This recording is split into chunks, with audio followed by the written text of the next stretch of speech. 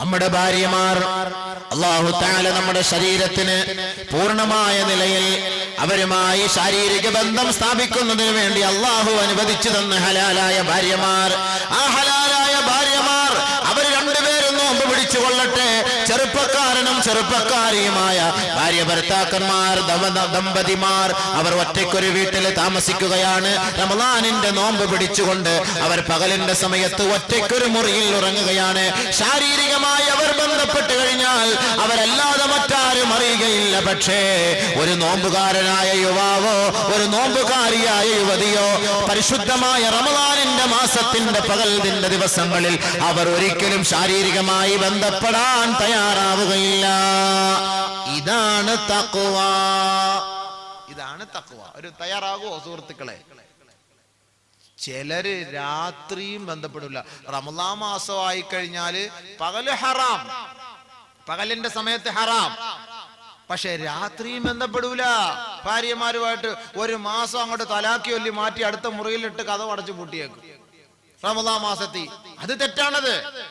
أحل لكم ليلة الصيام الرفث إلى نسائكم هن لباس لكم وأنتم لباس لهن. നിങ്ങൾക്ക് രാത്രി അവരുമായിട്ട് ബന്ധം പുലർത്താം, കുഴപ്പമില്ല, തെറ്റില്ല.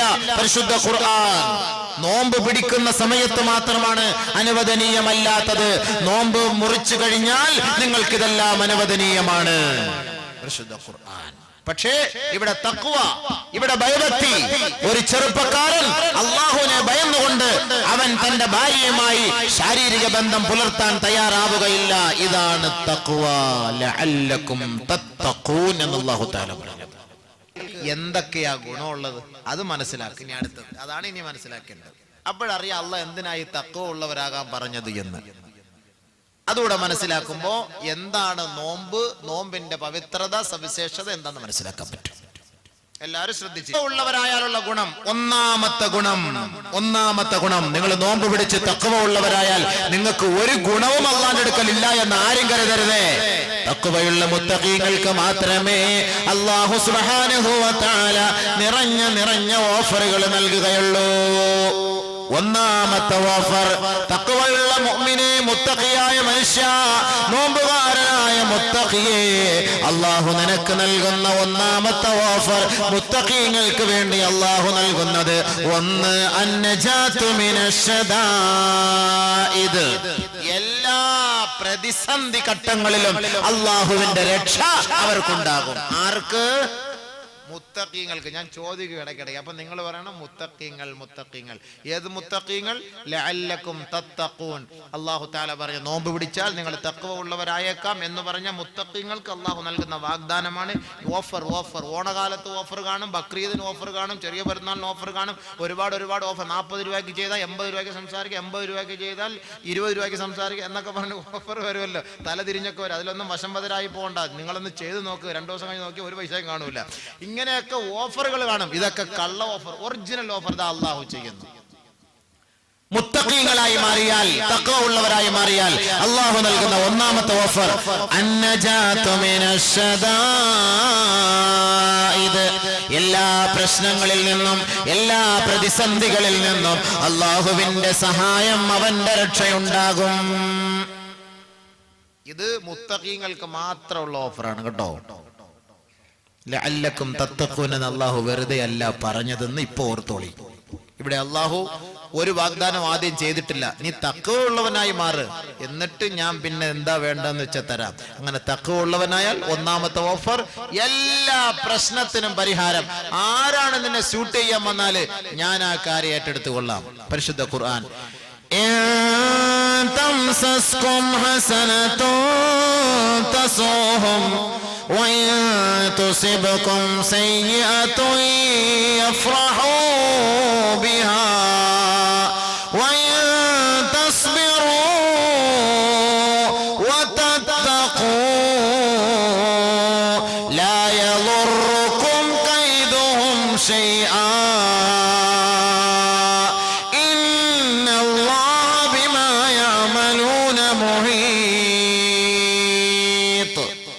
അല്ലാഹുവിന്റെ അടിമകൾ ഈ ഭൂലോകത്ത് മുഴുവനുമുള്ള ദാസന്മാരും ദാസിമാരും അള്ളാഹുവിന്റെ അടിമകളാണ് മനുഷ്യര് മുഴുവനും. പക്ഷേ പടച്ച തമ്പുരാന്റെ അസ്തിത്വത്തിൽ അംഗീകരിച്ചവർ അത് കുറച്ചു വിഭാഗം മാത്രമേയുള്ളൂ.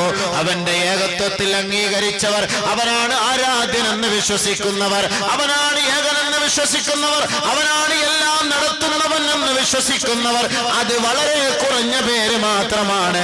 പക്ഷേ ആ മുസ്ലിം സമുദായത്തിന്റെ എതിരാളികൾക്ക്, മുസ്ലിമീങ്ങൾക്ക് വല്ല ന്യൂനതകളും വന്നാൽ എതിരാളികൾ അത് കണ്ടുകൊണ്ട് സന്തോഷിക്കുമെന്ന് ഖുർആൻ.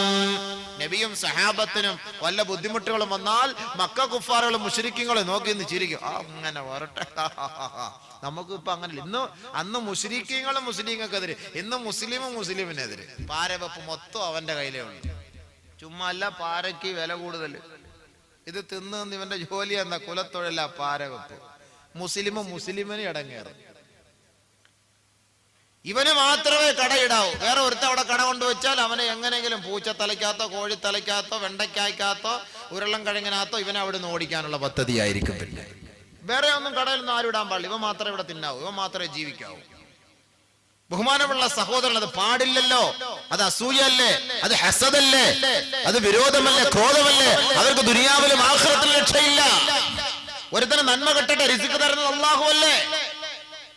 അവരെ ഗൾഫിൽ ആരും പോകരുതല്ലോ, നീ മാത്രമേ പോകാവുള്ളല്ലോ. ഗൾഫിൽ ലക്ഷക്കണക്കിന് കേരളക്കാര് ദുനിയാവിലുള്ള ലോകത്തുള്ള ഗൾഫിലും മറ്റുള്ള സ്ഥലങ്ങളിൽ നിൽക്കുന്ന എല്ലാ കേരളക്കാരെ ഇങ്ങോട്ട് പറഞ്ഞയച്ചു വിട്ടാൽ നമ്മളിവിടെ ശ്വാസം മുട്ടി മരിച്ചു പോകും.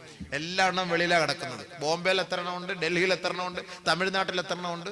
മഹിഷറെ പോയാൽ അവിടെയും കാണും ചായക്കച്ചവടം. ആരാന്ന് ചോദിച്ചാൽ മലപ്പുറം കാക്കായിരിക്കും. കാരണം ഈ ദുനിയാവിൽ എവിടെ പോയാലും ഒരു ചായക്കടയായിട്ട് നമ്മുടെ കേരളക്കാർ ഏത് മൂലയിലും കാണും, എവിടെ പോയാലും കാണും. ബഹുമാനമുള്ള സഹോദരങ്ങളെ, നമ്മളപ്പോൾ മനസ്സിലാക്കേണ്ട കാര്യമാണ്, അള്ളാഹുവാണ് നമുക്ക് നിഅമത്തും റിസ്ഖും തരുന്നത്. അത് എത്ര പേര് നമ്മുടെ മുന്നിൽ കടവെച്ചാലും, എത്ര പേര് വന്ന് കച്ചവടം ചെയ്താലും നമുക്കത് പ്രശ്നമല്ല. പടച്ചവൻ തരാൻ തീരുമാനിച്ചാൽ അള്ളാഹു അത് തരും എന്നുള്ള വിശ്വാസമാണ് നമുക്കുണ്ടാകേണ്ടത്. പിന്നെ ഒരാൾക്കൊരു ബുദ്ധിമുട്ട് വരുമ്പോ അടുത്തവൻ നോക്കിയിരുന്ന് ചിരിക്കരുത്. അത് മുനാഫിക്കിന്റെ അടയാളമാണ്. ഒരാൾക്കൊരു ബുദ്ധിമുട്ട് വരുമ്പോൾ നമ്മൾ ദുആ ചെയ്യണം. പടച്ചവനെ നീ അത് മാറ്റിക്കൊടുക്കണേ അല്ലാ, പാവം പിടിച്ചവനാണ് റബ്ബേ, നിന്റെ അടിമയാണല്ല, നിന്റെ ദാസനാണല്ല, നീ അദ്ദേഹത്തിന് ആരോഗ്യം നൽകണേ അല്ലാ. അങ്ങനെ വേണം ദുആ ചെയ്യാൻ. അതാണ് വേണ്ടത്. എങ്കിലും നിന്റെ ദുആ അല്ലാഹു സ്വീകരിക്കുകയും നിന്നെ അല്ലാഹു രക്ഷപ്പെടുത്തുകയും ചെയ്യും. ഇവിടെ അല്ലാഹു തആല പറയുന്നു, ഇൻ തംസസ്കും ഹസനതുൻ തസുഹും وإن تصبكم سيئة يفرحوا بها وإن تصبروا وتتقوا لا يضركم كيدهم شيئا.